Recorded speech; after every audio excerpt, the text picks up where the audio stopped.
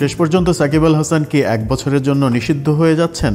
আইসিসির নিয়ম অনুযায়ী পরপর 2 পরীক্ষায় বোলিং অ্যাকশন ত্রুটিযুক্ত হলে 1 বছরের মধ্যে ওই বোলার আর কোনো বল করতে পারবেন না আন্তর্জাতিক কিংবা কোনো ধরনের ক্রিকেটে।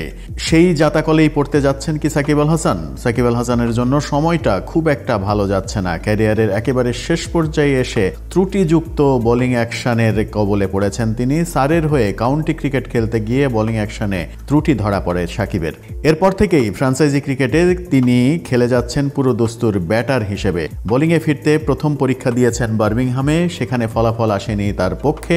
দেশের একটি গণমাধ্যমে ইংল্যান্ড ও ওয়েলস ক্রিকেট বোর্ডের একটি বিশ্বস্ত সূত্র বিষয়টি নিশ্চিত করেছে। সাকিব হাল ছাড়েননি এখনও। চেন্নাইতে কদিন আগে আরেকবার বসেছিলেন পরীক্ষা দিতে। দ্বিতীয় পরীক্ষাতেও পাশ করতে পারেননি বাংলাদেশের এই অলরাউন্ডার। এ কারণে চ্যাম্পিয়ন্স ট্রফিতে তার থাকা না থাকা নিয়ে শুরু হয়েছে বিস্তর আলোচনা। তবে এর চেয়ে বড় খবর, আইসিসির নিয়ম অনুযায়ী পরপর 2 পরীক্ষায় বোলিং অ্যাকশন ত্রুটিযুক্ত হলে 1 বছরের মধ্যে ওই বোলার আর বল করতে পারবেন না। অবশ্য নিয়ম অনুযায়ী যদি নির্দিষ্ট কোনো ডেলিভারিতে সমস্যা থাকে তাহলে ওই ডেলিভারি বাদ দিয়ে বল করে যেতে পারবেন তিনি। পরীক্ষায় ত্রুটি ধরা পড়ে যে ডেলিভারি শুধরানোর আগ পর্যন্ত তিনি ম্যাচে তার প্রয়োগ আর করতে পারবেন না ওই ধরনের ডেলিভারি।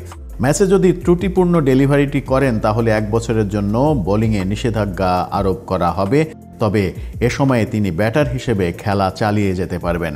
1 বছর পর ফের আইসিসি স্বীকৃত পরীক্ষাগার থেকে পরীক্ষা দিয়ে উত্তীর্ণ হলে বোলিংয়ে আর ফিরতে বাধা থাকবে না।